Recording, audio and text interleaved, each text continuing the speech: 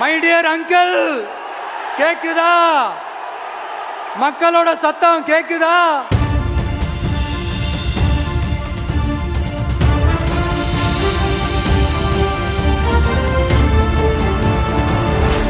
തമിഴക വെട്രിക്കഴകം ടി.വിക്ക് നമ്മുടെ ഇളയ തലപതി വിജയുടെ പാർട്ടിയാണ്. അത് ഒരു വർഷം പൂർത്തിയാക്കി രണ്ടാം വർഷത്തിലേക്ക് കടക്കുമ്പോൾ മധുരയിൽ വെച്ചിട്ട് അദ്ദേഹം ഒരു മാനാട്, അതായത് സംസ്ഥാന സമ്മേളനം സംഘടിപ്പിക്കുകയുണ്ടായി. അവിടെ അദ്ദേഹം നടത്തിയ തീപ്പൊരി പ്രസംഗമാണ് നമ്മളിപ്പോൾ കേട്ടത്. ഇന്ന് കണ്ടതും കേട്ടതും പരിശോധിക്കുന്നത് വിജയുടെ സംഭാഷണത്തിനുള്ളിൽ അദ്ദേഹം ഒളിച്ചു കടത്തിയത് അല്ലെങ്കിൽ കടത്താൻ ശ്രമിച്ചത് എന്ത് എന്നുള്ളതാണ്.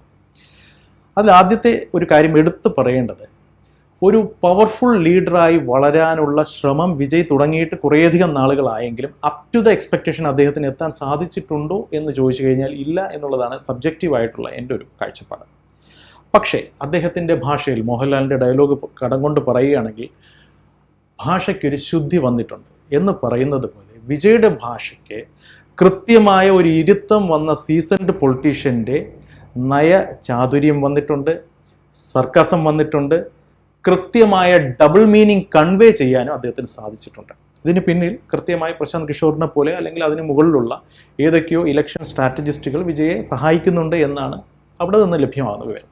എന്തു തന്നെ ആയാലും അതിൽ തെറ്റൊന്നുമില്ല. പക്ഷേ അദ്ദേഹം ഉദ്ദേശിക്കുന്ന വാക്കുകളിലൂടെ അല്ലെങ്കിൽ അദ്ദേഹം ഉന്നയിച്ച വാക്കുകളിലൂടെ അദ്ദേഹം ഉദ്ദേശിച്ചത് എന്താണെന്ന് പരിശോധിച്ച് കഴിഞ്ഞാൽ ഞാൻ കാണുന്ന അല്ലെങ്കിൽ കണ്ട ഒന്ന് രണ്ട് കാര്യങ്ങൾ പറയാം. അതിൽ ഏറ്റവും പ്രധാനം, DMK സർക്കാർ, നിലവിൽ തമിഴ്നാട് ഭരിക്കുന്ന DMK സർക്കാർ കേന്ദ്രത്തിലെ BJPയുമായി കൃത്യമായ രഹസ്യ ബാന്ധവമുണ്ട് എന്നാണ് അദ്ദേഹം പറഞ്ഞു വെക്കുന്നത്. അതിന് അദ്ദേഹം ഉദാഹരണമായി വെക്കുന്നത്, DMKയുടെ നേതാക്കന്മാർ അവരുടെ ഓഫീസുകൾ കേന്ദ്ര അന്വേഷണ ഏജൻസികൾ റെയ്ഡ് ചെയ്യുന്നു. റെയ്ഡ് ചെയ്യുന്നതിൻ്റെ തൊട്ടു പിന്നാലെ ഇല്ലാത്തൊരു മീറ്റിംഗ്, അതുവരെ ആരും കേൾക്കാത്തൊരു മീറ്റിങ്ങിൻ്റെ ഭാഗമായി അല്ലെങ്കിൽ ആ പേര് പറഞ്ഞുകൊണ്ട് DMK നേതാക്കന്മാർ MK സ്റ്റാലിൻ ഉൾപ്പെടെ ഡൽഹിക്ക് പറക്കുന്നു. അവിടെ ഒരു രഹസ്യ യോഗം ചേരുന്നു. ആ യോഗത്തിന് ശേഷം നാട്ടിലേക്ക് വരുമ്പോൾ ഇവിടുത്തെ റെയ്ഡ് അവസാനിക്കുന്നു. പിന്നീട് ഈ കേസുമായി ബന്ധപ്പെട്ട് യാതൊരു വിവരവും തമിഴ്നാട്ടുകാർ അറിയുന്നില്ല എന്നുള്ളതാണ് അദ്ദേഹം പറയുന്നത്. അമ്മമാരെ, പെങ്ങന്മാരെ നിങ്ങൾ ശ്രദ്ധിക്കൂ, ആ കേസിനെ കുറിച്ച് പിന്നീട് ആരെങ്കിലും സംസാരിച്ചോ എന്ന് വിജയ് ആവർത്തിച്ച് ചോദിക്കുമ്പോൾ തമിഴ്നാട്ടിലെ ഓരോ വീട്ടമ്മമാരോടും അദ്ദേഹം ചോദിക്കുകയാണ്, ഈ നാട്ടിലെ അഴിമതി നിങ്ങൾ കണ്ടോ, BJPയുമായിട്ടുള്ള ഒത്തുകളി നിങ്ങൾ കണ്ടോ. ഇത് ചോദിക്കുന്ന വിജയ് കൃത്യമായൊരു സന്ദേശം വെക്കുന്നുണ്ട്. തമിഴന്മാർ ദ എലീറ്റ് ദ്രാവിഡ സംസ്കാരത്തിന്റെ പേരിൽ മാറ്റി നിർത്തിയിരിക്കുന്ന അല്ലെങ്കിൽ മാറ്റി നിർത്തണം എന്ന് ആഹ്വാനം ചെയ്യുന്ന ഭാരതീയ ജനതാ പാർട്ടി എന്ന ദേശീയ പാർട്ടി, തമിഴ്നാട്ടിൽ വരുമ്പോൾ അത് ഭാജകയാണ്, ഭാരതീയ ജനതാ കക്ഷി. ഭാരതീയ ജനതാ കക്ഷിയും നിലവിലെ ആളും കക്ഷി, അതായത് ഭരണപക്ഷമായ DMKയുമായി എന്തോ ഒരു അവിശുദ്ധ കൂട്ടുകെട്ടുണ്ട് എന്ന് സ്ഥാപിക്കുന്നതിലൂടെ ഒരു വെടിക്ക് രണ്ട് പക്ഷി. DMKയെ മാറ്റി നിർത്തേണ്ടതാണ്, BJPയെ മാറ്റി നിർത്തേണ്ടതാണ്. കൃത്യമായ സന്ദേശം കൊടുക്കാൻ അദ്ദേഹത്തിന് സാധിക്കുന്നുണ്ട്. പക്ഷേ അദ്ദേഹം കൺവേ ചെയ്യുന്ന ലാംഗ്വേജ് അത്രത്തോളം പവർഫുൾ ആണെന്ന് ചോദിച്ചു കഴിഞ്ഞാൽ അപ് ടു ദ എക്സ്പെക്ടേഷൻ വന്നിട്ടില്ല എന്നുള്ളതാണ് സബ്ജക്റ്റീവായിട്ടുള്ള എൻ്റെ ഒരു റീഡിങ്. രണ്ടാമത് അദ്ദേഹത്തെ പ്ലേസ് ചെയ്യുന്നത് എവിടെയാണ് എന്നുള്ളതാണ്. തമിഴ്നാട്ടുകാർ എപ്പോഴും വീരാരാധന അല്ലെങ്കിൽ താരാരാധന കൈമുതലായി സൂക്ഷിക്കുന്ന ആൾക്കാരാണ്. അവരെ സംബന്ധിച്ചിടത്തോളം ഇന്നും കവി എന്ന് പറഞ്ഞു കഴിഞ്ഞാൽ കണ്ണദാസൻ തന്നെയാണ്. അതുപോലെ തന്നെ പുരട്சி തലവർ എന്ന് പറഞ്ഞു കഴിഞ്ഞാൽ അവർക്ക് അന്നും ഇന്നും MGR തന്നെയാണ്. MGRന് ശേഷം അതേപോലെ പവർഫുള്ളായ ഒരു ലീഡറിനെ തമിഴകം കണ്ടിട്ടുണ്ടോ എന്ന് ചോദിച്ചു കഴിഞ്ഞാൽ ഇല്ല എന്നുള്ളതാണ് എൻ്റെ റീഡിങ്. വിജയ് തന്നെ പ്ലേസ് ചെയ്യുന്നത് MGRന്റെ സ്ഥാനത്താണ്. ഇപ്പോൾ വർഷങ്ങൾ കുറച്ച് പിന്നിലേക്ക് സഞ്ചരിച്ചു കഴിഞ്ഞാൽ MGR തൻ്റെ സിനിമ ഗാനങ്ങളിലൂടെ തമിഴ്നാട്ടുകാരോട് കൺവേ ചെയ്തൊരു രാഷ്ട്രീയമുണ്ട്, ഒരു സോഷ്യോ പൊളിറ്റിക്കൽ സിറ്റുവേഷൻ ഉണ്ട്. ഒരു തവറ് സെഞ്ചാൽ അത് തെരിഞ്ച് സെഞ്ചാൽ അത് ദേവൻ என்றாലും വിടമാട്ടെ, ഒരു തെറ്റ് ചെയ്തത് ദൈവം തമ്പുരാനാണെങ്കിലും വിടില്ല എന്ന് MGR പറഞ്ഞപ്പോൾ തമിഴകം അത് നെഞ്ചോട് ഏറ്റുവാങ്ങി. വർഷങ്ങൾക്കിപ്പുറം ഒരു സിനിമാ താരം ഒരു രാഷ്ട്രീയ നേതാവായി ഉയരേണ്ട ആവശ്യകത അല്ലെങ്കിൽ അങ്ങനെ ഒരു സ്പേസ് തമിഴകത്ത് നിൽക്കുമ്പോൾ വിജയ് ജനങ്ങളോട് പറയുന്നു, സ്റ്റാലിനോടാണ് പറയുന്നത്, പക്ഷേ തമിഴക ജനങ്ങളോടാണ് കമ്മ്യൂണിക്കേറ്റ് ചെയ്യുന്നത്. അദ്ദേഹത്തിൻ്റെ വരികൾ ഇങ്ങനെയാണ്: ഒരു തവറ് സെഞ്ചാൽ അത് തെരിഞ്ച് സെഞ്ചാൽ അത് കപട നാടക അങ്കിൾ സ്റ്റാലിനായാലും വിടമാട്ടെ എന്ന് പറഞ്ഞു കഴിഞ്ഞാൽ കൃത്യമായ സന്ദേശം കൊടുക്കുന്നുണ്ട്. സ്റ്റാലിൻ ഈസ് എ കള്ളനാണയം, സ്റ്റാലിനെ ഞാൻ വെറുതെ വിടില്ല, 2026 സ്റ്റാലിനെ താഴെ ഇറക്കി ഞാൻ അധികാരത്തിൽ വരുമെന്ന് കൃത്യമായ സന്ദേശം അദ്ദേഹം കൊടുത്തു കഴിഞ്ഞു. പക്ഷേ ഇത് ജനങ്ങൾ എങ്ങനെ സ്വീകരിക്കും, അവർ എങ്ങനെയാണ് ഉൾക്കൊണ്ടത് എന്നറിയണമെങ്കിൽ 2026 തെരഞ്ഞെടുപ്പ് ഫലം വരേണ്ടതുണ്ട് എന്നുള്ളതാണ് എൻ്റെ റീഡിങ്. ഇന്നത്തെ അനീഷ് പറഞ്ഞ ചില കാര്യങ്ങളോട് എനിക്ക് യോജിപ്പുണ്ട്, മറ്റു ചില കാര്യങ്ങളോട് വിയോജിപ്പുണ്ട്. നമ്പർ 1, ഈ തമിഴ്നാടിനെ പ്രത്യേകം പഠിക്കേണ്ട ഒരു സ്റ്റേറ്റാണ്. കാരണം ഭാഷയോടുള്ള സ്നേഹം, മാതൃഭാഷയോടുള്ള സ്നേഹം ഏതാണ്ട് ഭാഷാ ഭ്രാന്തിനെ വക്കുവരെ എത്തിയ ഒരു സമൂഹമാണ് തമിഴ്നാട്ടിലുള്ളത്. അത്ര ഭയങ്കരമായ, അത്ര അഗാധമായ ഒരു സ്നേഹമാണ് അവർക്ക് തമിഴിനോടുള്ളത്. ആ തമിഴിൻ്റെ യൂസേജ് തന്നെ കണ്ടറിയാം. ഇപ്പോൾ പിന്നെ വിജയുടെ പാർട്ടിയുടെ പേര് തമിഴക വെട്രി കഴകം, അതുപോലെ തന്നെ ദ്രാവിഡ മുന്നേറ്റ കഴകത്തിന് തിമുക എന്നാണ് അവർ പറയുന്നത്. അതും അതിൻ്റെ ഷോർട്ട് ഫോമിലോട്ട് പറയുമ്പോഴും ആ തമിഴ് വാക്കാണ് അവർ ഉപയോഗിക്കുന്നത്. മക്കൾ നീതി മയ്യം, അതാണ് കമലഹാസൻ ഉണ്ടാക്കിയ പാർട്ടി. അത്രമാത്രം ഭാഷ സ്നേഹമുള്ള ആളുകളാണ്. അതുപോലെ തന്നെ എല്ലാ വാക്കുകൾക്കും അവർ തമിഴ് വാക്ക് ഉപയോഗിക്കാറുണ്ട്. ഉദാഹരണത്തിന് നമ്മളിപ്പോഴും പിന്നെ റോബോട്ടിക്സിനെ കുറിച്ച് പറയുമ്പോൾ റോബോട്ട് എന്നാണ് നമ്മൾ പറയുന്നത്. അതാ പിന്നെ ഇംഗ്ലീഷ് അറിയാത്തവനും റോബോട്ട് എന്നാണ് പറയുന്നത്. പക്ഷേ തമിഴ് പറയുന്നത് എന്തിരൻ എന്നാണ്. അപ്പോൾ അവരതിന് ആപ്റ്റായ ഒരു വാക്ക് കണ്ടുപിടിച്ചു എന്നുള്ളതാണ്. അപ്പോൾ ഇത് ഇങ്ങനെ ഓരോ വാക്കുകളും അതിന് കൃത്യമായ വാക്കുകളുണ്ട്. ഇപ്പം നമ്മൾ പിന്നെ ട്രാൻസ്പോർട്ട് ബസ്സിനെ പറയുന്നത് ബസ്സെന്ന് നമ്മൾ പറയുമ്പോൾ ഇംഗ്ലീഷ് വാക്കാണ്. പക്ഷേ തമിഴൻ പറയുന്നത് പോക്കുവരത്തെന്നാണ്. ഫാസ്റ്റ് പാസ് എന്നാകും പറയുന്നത് അതിവേഗ പോക്കുവരത്തെന്നാണ്. അപ്പോൾ അതാണ് തമിഴിൻ്റെ ഒരു സംസ്കാരം. അതാണ് തമിഴ് ഭാഷയിൽ ഉൾപ്പെടുന്നവർക്ക് പ്രത്യേക പരിഗണന കൊടുക്കുന്നു, തമിഴ് സംസാരിക്കുന്നിടത്ത്, തമിഴ് പഠിപ്പിക്കുന്നിടത്ത് പ്രത്യേക പരിഗണന കൊടുക്കുന്നു. അങ്ങനെ തമിഴിനോടുള്ള വല്ലാത്തൊരു സ്നേഹം തമിഴിൻ്റെ ജന്മസിദ്ധമായി തമിഴിൻ്റെ രക്തത്തിൽ അലിഞ്ഞു ചേർന്ന ഒന്നാണ്. അതിനെ നന്നായിട്ട് പ്രയോജനപ്പെടുത്താനായിട്ട് പുരട്சி തലൈവർ എന്ന് പറയുന്ന എം.ജി. രാമചന്ദ്രന് കഴിഞ്ഞിട്ടുണ്ട്. അപ്പോൾ അദ്ദേഹത്തിനെ അറിയപ്പെടുന്നത് തന്നെ നിനത്തതയും മുടിപ്പവർ, വിചാരിച്ചു പോയാൽ നടപ്പിലാക്കുന്നവനാണ്. അപ്പോൾ എം.ജി.ആർ വിചാരിച്ചാൽ മതി തമിഴ്നാട്ടിൽ അത് നടപ്പിലാകും. ഇതൊരു ജനതയുടെ വിശ്വാസമായിരുന്നു. പക്ഷേ അപ്പോഴൊക്കെ നമ്മൾ മനസ്സിലാക്കേണ്ട ഒരു കാര്യം, കാലം ഒരുപാട് മുന്നോട്ട് പോവുകയായിരുന്നു. സിനിമ അഡിക്റ്റായിട്ടുള്ള ഒരു ജനത തമിഴ്നാട്ടിൽ അന്നും ഉണ്ടായിരുന്നു, ഇന്നും ഉണ്ടായിരുന്നു. പക്ഷേ ആ ഒരു ജനതയുടെ എണ്ണം കുറഞ്ഞു വരികയാണ്. എം.ജി. രാമചന്ദ്രൻ്റെ കാലഘട്ടത്തിൽ അന്ന് വന്ന ഒരു റിപ്പോർട്ട് ഞാൻ ഓർക്കുന്നു. എം.ജി. രാമചന്ദ്രൻ ഉലകം ചുറ്റും ബാലിബൻ എന്നൊരു സിനിമ എടുത്തു. ആ സിനിമ ഏതോ ഒരു ഗ്രാമത്തിൽ പ്രദർശിപ്പിച്ചപ്പോൾ അവർ ഫസ്റ്റ് ഷോയ്ക്ക് ടിക്കറ്റ് എടുത്ത് ആളുകൾ അത് കണ്ടു. പക്ഷേ സെക്കൻഡ് ഷോ വന്നപ്പം ഫസ്റ്റ് ഷോ കണ്ടുകൊണ്ടിരുന്ന ആളുകൾ ആരും ഇറങ്ങാൻ തയ്യാറായില്ല. സെക്കൻഡ് ഷോയ്ക്കുള്ള പണവും അവിടെ ഇരുന്നുകൊണ്ട് കൊടുക്കാമെന്ന് പറഞ്ഞു. അപ്പോൾ അവിടെ ഇരിക്കുന്ന സിനിമയ്ക്കുള്ള ടിക്കറ്റ് അവിടെ ഇരുന്നുകൊണ്ട് വരാൻ കൊടുത്തേക്കാമെന്ന് പറഞ്ഞു. അപ്പോൾ സിനിമ കാണാൻ കാത്ത് വെളിയിൽ നിന്നവർ സിനിമാ തിയേറ്ററിന് തീ വെച്ചു. തമിഴൻ്റെ ഒരു ഭാഷാ സ്നേഹം, അവൻ്റെ സിനിമാ ഭ്രാന്ത്, ഇതെല്ലാം കൂടെ വല്ലാതെ കൂട്ടിക്കുഴച്ച് സ്വാധീനിച്ച ഒരു സമൂഹമാണ് തമിഴ്നാട്ടിലുള്ളത്. ഒരിക്കലെ കരുണാനിധിയോടൊപ്പം പോയ ഒരു പത്രക്കാരൻ, മലയാളിയാണ്, അദ്ദേഹം തമിഴ്നാട്ടിലാണ് ജീവിക്കുന്നത്. അദ്ദേഹം പറഞ്ഞു കരുണാനിധിയോടൊപ്പം യാത്ര ചെയ്ത് പോവുകയാണ്. അപ്പോൾ ഒരു സ്ഥലത്ത് ചെന്ന് കഴിഞ്ഞപ്പോൾ ഒരുപാട് ഇരുട്ടി, 10:30 മണിയായി. 6 മണിക്ക് ചെല്ലും എന്ന് പറഞ്ഞ കരുണാനിധി 10:30 മണിക്കാണ് അവിടെ ചെല്ലുന്നത്. എന്തായാലും ഗ്രാമീണരൊക്കെ അന്ന് കറണ്ടും ഒക്കെ കുറവാണ്, ഗ്രാമീണരൊക്കെ എൻ്റെ ഒരു ഉറക്കത്തിൻ്റെ വക്കിൽ നിൽക്കുകയാണ്. അപ്പോൾ കരുണാനിധി വന്ന് മൈക്രോഫോണിനടുത്ത് നിന്ന് എന്നിട്ട് അദ്ദേഹം പറഞ്ഞു, നേരം 10:30, കൺകളിൽ നിത്തിരൈ. ഒറ്റ മിനിറ്റ് കൊണ്ട് തമിഴൻ എണീറ്റ് കഴിഞ്ഞു. അതിനകത്തൊരു കവിതയുണ്ട്. അവിടാണ് ഒരു ആ ഒരു സ്പാർക്ക് കൊണ്ട് തമിഴിനെ ഉത്തേജിപ്പിക്കുവാനുള്ള ഒരു വല്ലാത്ത കഴിവ് കരുണാനിധിക്കുണ്ടായിരുന്നു. അതുപോലെ തന്നെ എം.ജി. രാമചന്ദ്രൻ്റെ പ്രസംഗങ്ങളും അങ്ങനെ തന്നെയായിരുന്നു. എം.ജി. രാമചന്ദ്രൻ ആ കാലഘട്ടത്തിൽ തമിഴ്നാട്ടിലെ ഗ്രാമത്തിൽ എത്താമെന്ന് പറഞ്ഞ എം.ജി.ആർ അന്ന് എത്താമെന്ന് പറഞ്ഞത് 6 മണിക്കോ 5 മണിക്കോ ഒക്കെയാണ്. പക്ഷേ വെളുപ്പിനെ 3 മണിയായിട്ടും എം.ജി.ആർ എത്തുന്നില്ല. അപ്പോൾ അതുവരെ അനൗൺസ്മെൻറ്റ് നടന്നുകൊണ്ടിരിക്കുകയാണ്, മക്കൾ തിലകം വന്നുകൊണ്ടേ ഇരുപ്പാർ എന്ന് വൈകിട്ട് 7 മണി 8 മണി തൊട്ട് പറയുക. അപ്പോഴെല്ലാം ഈ തമിഴൻ ഇങ്ങനെ കൈയടിച്ചുകൊണ്ടിരിക്കുക, വന്നുകൊണ്ടേ ഇരുപ്പാർ എന്ന് പറയുമ്പോൾ. അവസാനം 3 മണിയായപ്പോൾ അനൗൺസ്മെൻറ്റ് വന്നു, മക്കൾ തിലകത്തിന് ക്ഷീണമാണ്, അതുകൊണ്ട് അദ്ദേഹം വരത്തില്ല. അദ്ദേഹത്തിൻ്റെ പ്രസംഗം ഒരു കാസറ്റിലാക്കി അദ്ദേഹത്തിൻ്റെ ഒരു കട്ടൗട്ടറൊക്കെ വെച്ചൊരു വണ്ടി വരുന്നുണ്ട് എന്ന് പറഞ്ഞു. ആ വണ്ടി അവിടെ നിന്നു. എല്ലാവരും എം.ജി.ആറിൻ്റെ ഒരു പ്രതിബിംബമായിട്ട് കട്ടൗട്ടറിനെ കാണുന്നു, കട്ടൗട്ടറിൽ മാലയിടുന്നു. അദ്ദേഹത്തിൻ്റെ പ്രസംഗം റെക്കോർഡ് ചെയ്ത് കേട്ട് കൈയടിച്ച് പോയി വോട്ട് ചെയ്യുന്നു. ഇതൊക്കെ തമിഴിൻ്റെ ഒരു കൾച്ചറിൻ്റെ കാര്യം ഞാൻ ഈ പറയുന്നത്. അപ്പോൾ കേരളവുമായിട്ടും തട്ടിച്ച് നോക്കുമ്പോൾ ഇതിനൊന്നും യാതൊരു അടുപ്പമില്ല. കേരളത്തിൽ നിന്നുകൊണ്ട് അതിനെക്കുറിച്ച് ചിന്തിക്കുമ്പോൾ തമിഴിൻ്റെ കൾച്ചർ വേറെയാണ്. പക്ഷേ തമിഴ്നാട്ടിലെ സമീപകാലത്തുണ്ടായ തമിഴ് സമൂഹത്തിലുണ്ടായ ഒരു ഡെമോഗ്രാഫിക് ചേഞ്ച് നമ്മൾ കാണാതിരുന്നുകൂടാ. തെലുങ്ക് ദേശത്ത് നിന്ന്, ആന്ധ്രാപ്രദേശിൽ നിന്ന് വന്ന ഒരുപാട് ആളുകൾ, അവർക്കാണ് സത്യത്തിൻ്റെ തമിഴ്നാട്ടിലെ, പ്രത്യേകിച്ച് മദ്രാസിൽ ഏറ്റവും കൂടുതൽ സാന്നിധ്യമുള്ള തെലുങ്കന്മാർക്കാണ്. മലയാളികൾ ഒരുപാട് പോകുന്നു. ഇപ്പോൾ ധാരാളം ഹിന്ദിക്കാർ തമിഴ്നാട്ടിൽ താമസിക്കുന്നുണ്ട്. തമിഴന്മാർ തന്നെ ഹിന്ദി പഠിക്കാൻ താല്പര്യം കാണിക്കുന്നുണ്ട്. കാരണം അവർക്ക് ഇന്ത്യയിലെ മറ്റ് സംസ്ഥാനങ്ങളിലെ ജോലി കിട്ടണമെങ്കിൽ അത് അനിവാര്യമാണ്. അപ്പം ഹിന്ദിയോടുള്ള വെറുപ്പ് പഴയതുപോലെ ഇപ്പോൾ തമിഴ്നാട്ടിലില്ല. തമിഴിനെ അവർ സ്നേഹിക്കുന്നുണ്ട്. പക്ഷേ ഒരു ഭാഷാഭ്രാന്തിൻ്റെ വക്കിലല്ല അവർ നിൽക്കുന്നത്. ഇംഗ്ലീഷിനെ അവർ സ്വീകരിക്കാൻ തയ്യാറാകുന്നുണ്ട്, പുതിയ ടെക്നോളജി പഠിക്കാൻ അവർ തയ്യാറാകുന്നുണ്ട്. അങ്ങനെ ഒരു പൊതുസമൂഹം ഓരോ വർഷവും 18 വയസ്സ് കഴിഞ്ഞ് വോട്ടവകാശം നേടി തമിഴ്നാട്ടിൽ വന്നുകൊണ്ടിരിക്കുകയാണ്. അവരെയാണ് വിജയ് അഭിസംബോധന ചെയ്യുന്നത്.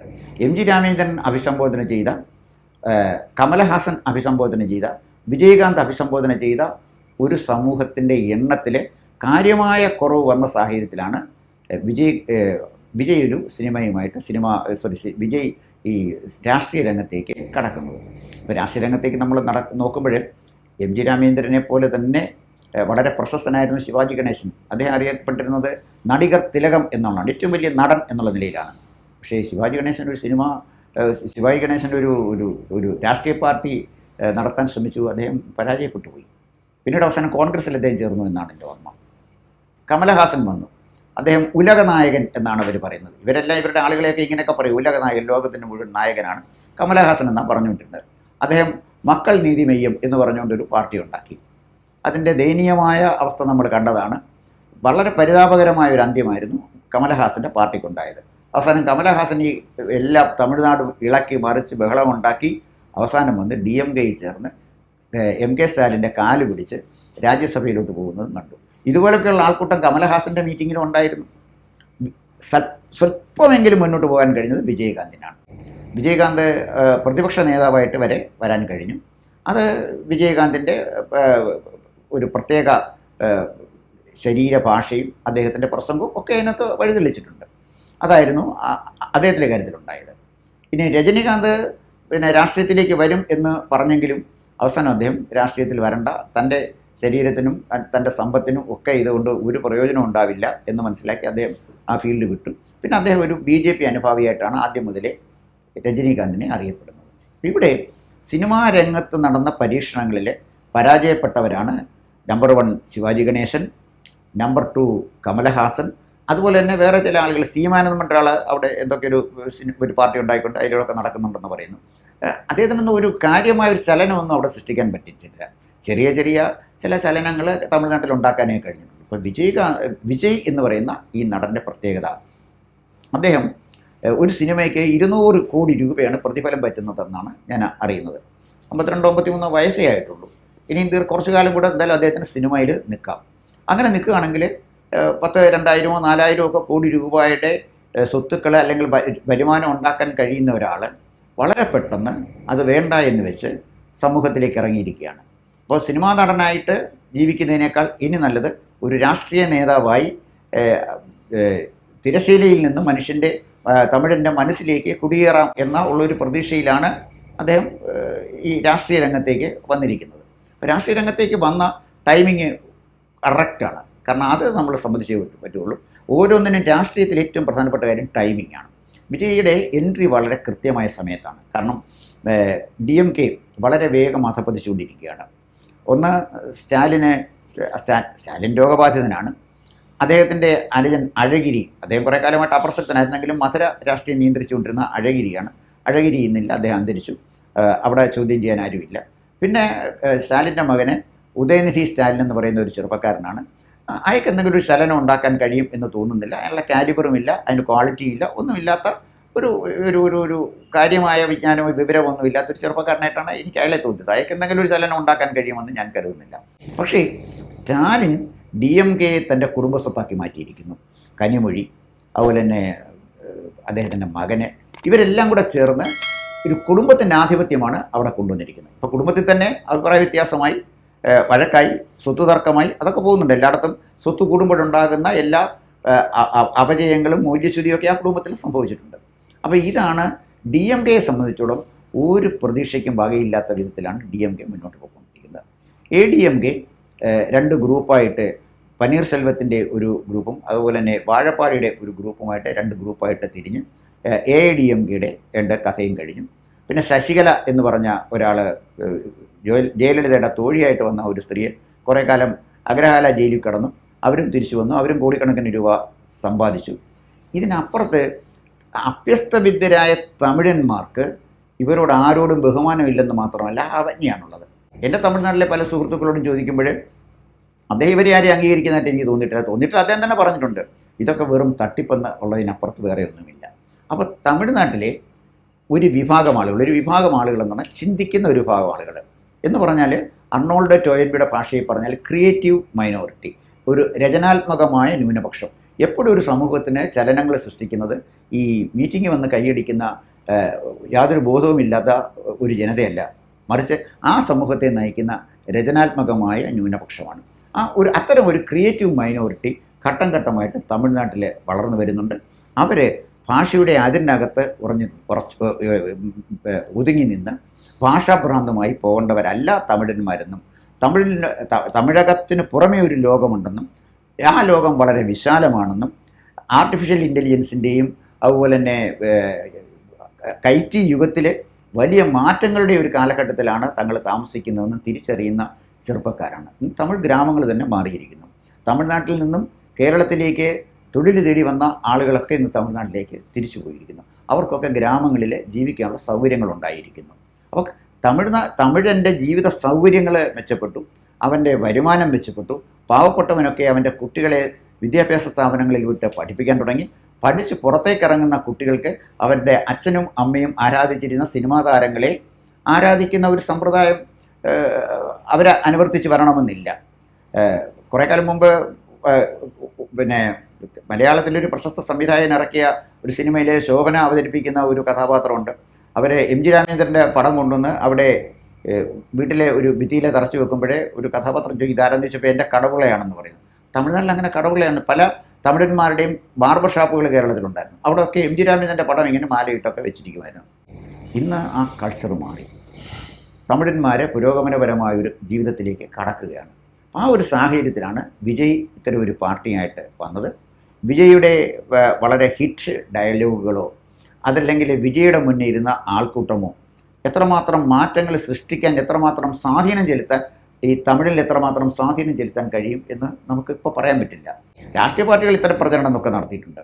കേരളത്തിൽ തന്നെ ഒരറ്റം തൊട്ട് മറ്റേ അറ്റം വരെ മനുഷ്യച്ചങ്ങല സൃഷ്ടിച്ചു CPM. തൊട്ടടുത്ത് നടന്ന ലോക്കൽ ബോഡി ഇലക്ഷനിൽ 8 നിലയിലാണ് പൊട്ടിപ്പോയത്. അപ്പോൾ ഇതൊക്കെ നടന്നതാണ്. ഇപ്പോൾ ഇവിടെ ഒരു ജനക്കൂട്ടത്തിനെ സൃഷ്ടിച്ചാലൊന്നും അതുകൊണ്ടൊന്നും ഒരു തെരഞ്ഞെടുപ്പിനെ വലുതായിട്ട് സ്വാധീനിക്കാൻ കഴിയും എന്നെനിക്ക് തോന്നുന്നില്ല.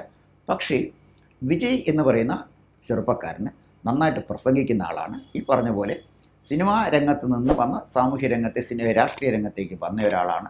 തീർച്ചയായിട്ടും അദ്ദേഹത്തിന് അവിടെ ഒരു സ്പേസ് ഉണ്ടാകാനുള്ളൊരു സാധ്യതയുണ്ട്.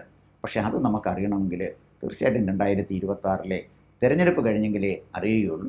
വിജയുടെ സാന്നിധ്യം എൻ്റെ ഒരു കണക്കൂട്ടലനുസരിച്ച് DMK-ക്ക് വലിയ ദോഷം ചെയ്യും. DMK-ക്ക് വലിയ ദോഷമായിരിക്കും വിജയുടെ സാന്നിധ്യം ചെയ്യുന്നത്. വിജയുടെ പാർട്ടി തീർച്ചയായിട്ടും തമിഴ്നാട് നിയമസഭയിൽ അദ്ദേഹത്തിൻ്റെ പാർട്ടിയുടെ സാന്നിധ്യം തീർച്ചയായിട്ടും ഉണ്ടാകും. പക്ഷേ വിജയ്ക്ക് തമിഴ്നാട് ഒറ്റയ്ക്ക് ഭരിക്കാൻ കഴിയുമോ? അതാണ് പ്രധാനപ്പെട്ട ചോദ്യം. കുറച്ച് MLA-മാരെ സൃഷ്ടിക്കാൻ അദ്ദേഹത്തിന് കഴിഞ്ഞേക്കാം. MLA-മാരെ സൃഷ്ടിക്കുന്ന MLA-മാരെ എത്ര പേരെ കൂടെ നിർത്താൻ കഴിയും, എത്ര പേരെ അനുസരിപ്പിക്കാൻ കഴിയും, ഒറ്റയ്ക്കൊരു ഗവൺമെൻറ് ഉണ്ടാക്കാൻ കഴിയുമോ? ഉണ്ടാക്കാൻ കഴിഞ്ഞില്ലെങ്കിൽ ഘടകകക്ഷിയായിട്ട് ആരെ സ്വീകരിക്കണം? അങ്ങനെ വരുമ്പോൾ എന്ത് നയപരിപാടിയാണ് സ്വീകരിക്കേണ്ടത്?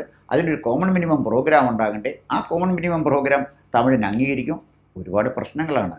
അപ്പോൾ അവിടെ കണ്ട ഒരു ആരവം, അവിടെ കണ്ട ഒരു ബഹളം, അതൊക്കെ വളരെ ആയിട്ടാണ് എനിക്കൊരു രാഷ്ട്രീയ നിരീക്ഷകൻ എന്നുള്ള നിലയിൽ തോന്നുന്നത്. നമ്മൾ പഠിക്കേണ്ട ഒരു സമൂഹമാണ് തമിഴ്നാട്. എന്തായാലും 2026 തമിഴ്നാടിൻ്റെ രാഷ്ട്രീയ ചരിത്രത്തിൽ മാത്രമല്ല അവരുടെ സാമ്പത്തിക ചരിത്രത്തിലും സാമൂഹ്യ ചരിത്രത്തിലും ഒരു വഴിത്തിരിവ് സൃഷ്ടിക്കുന്ന ഒരു വർഷമായിരിക്കും 2026. ഒരുപാട് ബിംബങ്ങൾ ആ 2026 തെരഞ്ഞെടുപ്പോടുകൂടി ഏതാണ്ട് അപ്രത്യക്ഷമാകും. തമിഴ്നാട് ഒരു പ്രത്യേക തലത്തിലേക്ക് തമിഴ്നാട് രാഷ്ട്രീയം മാറാൻ വളരെ വലിയ സാധ്യതയുണ്ട്. ഒപ്പം ഉറപ്പിച്ച് പറയാൻ പറ്റുന്നൊരു കാര്യം, തീർച്ചയായിട്ടും തമിഴ്നാട്ടിൽ ഭാരതീയ ജനതാ പാർട്ടി അവരുടെ സാന്നിധ്യം ഉറപ്പിച്ചിരിക്കും. കാരണം അണ്ണാമല അദ്ദേഹത്തിൻ്റെ യാത്രയിലൂടെ നടത്തിയ ഒരു വലിയ മുന്നേറ്റമുണ്ട്. അന്ന് ആ കാലഘട്ടത്തിൽ നടന്ന തെരഞ്ഞെടുപ്പുകളിലൊക്കെ, ലോക്കൽ ബോഡി തെരഞ്ഞെടുപ്പുകളിലൊക്കെ നന്നായിട്ട് പെർഫോം ചെയ്യാൻ BJP-ക്ക് കഴിഞ്ഞു. അപ്പോൾ ഗ്രാമപ്രദേശങ്ങളിൽ വോട്ട് ഉറപ്പിച്ചു പോകുന്ന, അടിസ്ഥാനം ഉറപ്പിച്ചു പോകുന്ന ഒരു സമീപനമാണ് ഭാരതീയ ജനതാ പാർട്ടി സ്വീകരിച്ചിട്ടുള്ളത്. 20% വോട്ട് ഭാരതീയ ജനതാ പാർട്ടിക്ക് തമിഴ്നാട്ടിൽ നേടാൻ കഴിഞ്ഞിട്ടുണ്ട്. അപ്പോൾ ഹിന്ദി വിരോധം മാത്രം പറഞ്ഞ് അവരെ ഒഴിച്ചു നിർത്താൻ കഴിയും എന്നെനിക്ക് തോന്നുന്നില്ല. തമിഴ്നാടിനെ പ്രത്യേക പരിഗണനയെടുത്ത് ഭാരതീയ ജനതാ പാർട്ടി അതുപോലെ ഇന്ത്യൻ പ്രധാനമന്ത്രി ചില കാര്യങ്ങളൊക്കെ പ്രഖ്യാപിക്കുമ്പോൾ തമിഴ്നാടിൻ്റെ മനസ്സിൽ നിന്നും BJP-യോ നരേന്ദ്രമോദിയോ ഒന്നും മാറ്റി നിർത്തുക അത്ര എളുപ്പമല്ല. അവരുടെയും ഒരു എൻട്രി നമ്മൾ ഇക്കാര്യത്തിൽ കാണണം. അങ്ങനെ വരുമ്പോൾ DMK ഒരു ഭാഗത്ത്, മറുഭാഗത്ത് വിജയ്, മൂന്നാമതൊരു ഭാഗത്ത് BJPയുമായി വരുമ്പോൾ ശക്തമായൊരു ത്രികോണ മത്സരത്തിന് തമിഴ്നാട് വേദിയാകും. ആ ത്രികോണ മത്സരത്തിൽ വിജയ്ക്ക് എത്ര ആളുകളെ ജയിപ്പിക്കാൻ കഴിയും, പക്ഷേ എത്ര ആളുകളെ ജയിപ്പിക്കാൻ കഴിയും എന്നുള്ളത് കാത്തിരുന്ന് കാണാനേ നമുക്ക് പറ്റുള്ളൂ. സാർ പറഞ്ഞ ഒരു പോയിന്റിനോട് എനിക്ക് ചെറിയൊരു വിയോജിപ്പുണ്ട്. അതായത് തമിഴക എന്താ പറയുക സംസ്കാരത്തിൻ്റെ ഭാഗമായി നിന്ന സിനിമ അവരിൽ നിന്ന് ക്രമേണ അകലുന്നു എന്ന് പറയുന്നതിനോട് വ്യക്തിപരമായി എനിക്കങ്ങനെ അത് എത്രത്തോളം ശരിയാണെന്നുള്ളൊരു സംശയം എനിക്കുണ്ട്. കാരണം സിനിമ, ജീവിതം ഇത് രണ്ടും എല്ലാ കാലത്തും ഒരുമിച്ച് കൊണ്ടുപോകുന്ന ഒരു കൾച്ചറാണ് അവർക്കുള്ളത്. അതിപ്പോഴും അങ്ങനെ തന്നെ ആണെന്നുള്ളൊരു റീഡിംഗ് ആണ് അവിടെ നിന്ന് വരുന്ന വാർത്തകളിൽ നിന്നും അവിടെ ഈ സിനിമാ താരങ്ങൾ വിളിച്ചു കൂട്ടുന്ന യോഗങ്ങളിൽ കാണുന്ന ജനസാന്നിധ്യമൊക്കെ സാക്ഷ്യപ്പെടുത്തുന്ന അതാണ്. അതല്ല വോട്ടായി മാറുമോ ഇല്ലയോ എന്നുള്ളത് കാര്യം സാറ് പറഞ്ഞതുപോലെ തന്നെ അത് കാത്തിരുന്ന് കാണേണ്ട കാര്യമാണ്. പക്ഷേ ഇതിൽ വിജയ് കൃത്യമായി ഉപയോഗിച്ചൊരു സ്ട്രാറ്റജി ഉണ്ട്. പഴയ MGR പുലൈച്ചി തലവറിൻ്റെ സ്ഥാനത്തേക്ക് തന്നെ നേരിട്ടെടുത്ത് പ്രതിഷ്ഠിക്കുകയല്ല ചെയ്യുന്നത്. MGRന് ശേഷം ഇതുപോലൊരു മാനാട് മധുരൈ മാവട്ടത്തിൽ, അതായത് മധുരൈ ജില്ലയിൽ ഇതുപോലൊരു മാവട്ടത്തിൽ ഇതുപോലൊരു സമ്മേളനം സംഘടിപ്പിക്കാൻ സാധിച്ചത് നമ്മുടെ വിജയകാന്തിനാണെന്ന് അദ്ദേഹം പറയുന്നുണ്ട്. നമ്മ ക്യാപ്റ്റൻ എന്ന് പറഞ്ഞിട്ട് അദ്ദേഹം വളരെ ആർജവത്തോടു കൂടി പറയുന്നുണ്ട്. വേദിയിലുള്ള എല്ലാവരും എന്താ പറയുക കയ്യടിയോടുകൂടിയാണ് അത് വിജയകാന്തിൻ്റെ പേര് തന്നെ സ്വീകരിച്ചത്.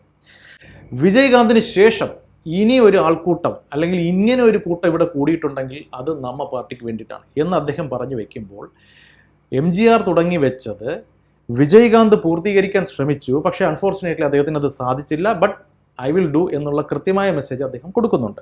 പിന്നെ അദ്ദേഹത്തിൻ്റെ ഒരു തീപ്പൊരു ഡയലോഗ് എനിക്ക് വളരെ കൗതുകം തോന്നി. സിംഹം കാട്ടിനുള്ളിലാണ് ഇരിക്കുന്നത്. അത് കൃത്യമായ ഒരു ബൗണ്ടറിയൊക്കെ നിശ്ചയിച്ചിട്ട് സിംഹം കാട്ടിനുള്ളിൽ ഒരു ഏകഛത്രാധിപതിയായി വിരാജിക്കുന്ന സിംഹം അനാവശ്യമായിട്ട് പുറത്തിറങ്ങാറില്ല. ഇറങ്ങിയാൽ കൊണ്ടുപോകാതെ വെറുതെ പോകില്ല എന്നുള്ള വാക്കിലൂടെ, എന്നുള്ള ഡയലോഗിലൂടെ വിജയ് കൃത്യമായി പറയുന്നു, ഞാൻ പൊളിറ്റിക്സിൽ അല്ലെങ്കിൽ സോഷ്യൽ ഇഷ്യൂസിൽ വെറുതെ ഇറങ്ങില്ല, ഇറങ്ങിയാൽ അവിടെ ഞാൻ നേട്ടം കൊയ്യും എന്ന് അദ്ദേഹം പറയുന്നുണ്ട്. ഇനി അടുത്ത ഡയലോഗാണ് അതിൽ ശ്രദ്ധേയം. സിംഹം വിശന്നിരുന്നാൽ പോലും, പസിച്ചിരുന്നാൽ പോലും ചത്തതിനെയോ മൃതപ്രായനായതിനെയോ അത്തരത്തിലുള്ള ഒരു സംഗതികളെയും തൊടില്ല എന്നുള്ളൊരു കൃത്യമായൊരു സന്ദേശം സിംഹത്തിൻ്റെ കാര്യത്തിൽ അത് ആപ്ലിക്കബിൾ ആണ്. തമിഴ്നാട് പൊളിറ്റിക്സിലേക്ക് അത് പറിച്ചു നടുമ്പോൾ അദ്ദേഹം പറയുന്നത്, ഞാൻ DMKയെ ആക്രമിക്കുന്നു, 2026 DMKയെ വീട്ടിലിരുത്തുന്നു, പക്ഷെ ചത്തതിനെ തൊടില്ല എന്നുള്ള ഒരു കൃത്യമായ സന്ദേശം അദ്ദേഹം കൊടുക്കുന്നത് AIDMK, ജയലളിത അല്ലെങ്കിൽ പുരച്ചി തലവർ തുടങ്ങി വെച്ച ആ പ്രസ്ഥാനത്തെ ഞാൻ തൊടില്ല, ആക്രമിക്കില്ല എന്നുള്ളതാണ് പറയുന്നത്. രണ്ട് കാര്യങ്ങൾ. ഒന്ന്, MGRൻ്റെ പ്രസ്ഥാനത്തോട് എനിക്ക് ഇന്നും സ്നേഹമുണ്ട്. അതായത് MGRൻ്റെ ആ ഒരു ഫാൻ ബേസ് എന്നോടൊപ്പം പോരൂ എന്നുള്ള കൃത്യമായ സന്ദേശം വിജയ് അവിടെ കൊടുക്കുന്നുണ്ട്. അതേസമയം AIDMK BJPയുമായി സന്ധി സംഭാഷണം നടത്തി അവർ ഇപ്പോൾ ഏകദേശം ഒറ്റ മുന്നണിയായി മുന്നോട്ട് പോകുന്നുണ്ട് എങ്കിലും BJP DMK രഹസ്യബാന്ധവമുള്ള സാഹചര്യത്തിൽ AIDMKക്കാരെ നിങ്ങൾക്ക് അവിടെ സ്പേസ് ഇല്ല, നിങ്ങൾ ഞങ്ങളോടൊപ്പം പോരൂ, പുരച്ചി തലവർ ഫാൻസ് അസോസിയേഷൻ എല്ലാം ഇന്നിപ്പോൾ തലപതി ഫാൻസായി മാറിയിട്ടുണ്ട്, so there is A space here എന്നുള്ള കൃത്യമായ സന്ദേശം ഒരേ സമയം തമിഴ്നാട്ട് ജനതയ്ക്കും AIDMK പ്രവർത്തകർക്കും നേതാക്കന്മാർക്കും കൊടുക്കുകയാണ് വിജയ് അവിടെ ചെയ്തത്. അത് കൃത്യമായൊരു സന്ദേശമാണ് അദ്ദേഹം കൊടുക്കുന്നത്. ഇനി അത് കഴിഞ്ഞിട്ട് എല്ലാവരും കക്ഷി ആരംഭിച്ച ശേഷമാണ് ജനങ്ങളിലേക്ക് എത്തുന്നത്, പക്ഷേ ഞാൻ നിങ്ങളിലേക്ക് എത്തിയതിനു ശേഷമാണ് കക്ഷി ആരംഭിച്ചത് എന്ന് കൃത്യമായി പറയുന്നത് കമൽ ഹാസൻ എന്ന് പറയുന്ന ഉലക നായകനുള്ള കൃത്യമായൊരു കൊട്ടാണ് വിജയ് അവിടെ കൊടുത്തിരിക്കുന്നത്. വിജയ് രാഷ്ട്രീയത്തിൽ ഇറങ്ങുന്നതിന് എത്രയോ മാസങ്ങൾക്ക് മുന്നേ തന്നെ തമിഴ്നാട്ടിലെ സോഷ്യൽ ഇഷ്യൂസിൽ ഇടപെടുകയും അവിടെ ആത്മഹത്യ ചെയ്ത പെൺകുട്ടിയുടെ വീട്ടിൽ പോവുകയും വെടിവയ്പ്പിൽ കൊല്ലപ്പെട്ട ആൾക്കാരുടെ വീട്ടിൽ പോവുകയും അവർക്ക് സാമ്പത്തിക സഹായം നൽകുകയൊക്കെ ചെയ്ത വിജയ് നേരത്തെ ഈ പണി തുടങ്ങിയതാണ്. രാഷ്ട്രീയം തുടങ്ങിയത് കൊണ്ടല്ല ഞാൻ ജനങ്ങൾക്കിടയിലേക്ക് എത്തിയത്, ജനങ്ങൾക്കിടയിൽ വന്നതുകൊണ്ടും അവരുടെ പ്രശ്നങ്ങൾ മനസ്സിലാക്കിയത് കൊണ്ടുമാണ് ഞാൻ എൻ്റെ പാർട്ടി ഉണ്ടാക്കിയത് എന്നുള്ള കൃത്യമായ സന്ദേശമാണ് കൊടുക്കുന്നത്. നേരത്തെ സാർ പറഞ്ഞതുപോലെ 200 കോടിയിലധികം പ്രതിഫലം ഒരു സിനിമയ്ക്ക് വാങ്ങിക്കുന്ന ഒരാൾ അതെല്ലാം ഉപേക്ഷിച്ചിട്ട് രാഷ്ട്രീയത്തിലേക്ക് ഇറങ്ങുകയാണെങ്കിൽ ദർ ഇസ് എ എന്താ പറയുക ഒരു ഡിവൈൻ ആയിട്ടുള്ള ഒരു കോസ് അതിനുണ്ട് എന്ന് വിജയ് പറയാതെ പറഞ്ഞു വെക്കുകയാണ് തമിഴക ജനതയോട്. ഇനി ഇതെല്ലാം വോട്ടായി മാറുമോ ഇല്ലയോ എന്നുള്ളത് തമിഴക ജനതയുടെ മനസ്സിലാണ്. രാഷ്ട്രീയ സമവാക്യങ്ങൾ ഏത് സമയവും മാറാം. ഇന്ന് BJPയോടൊപ്പം സഖ്യകക്ഷിയായി നിൽക്കുന്ന AIDMK നാളെ വിജയോടൊപ്പം വരുമോ ഇല്ലയോ എന്ന് പറയാൻ പറ്റില്ല.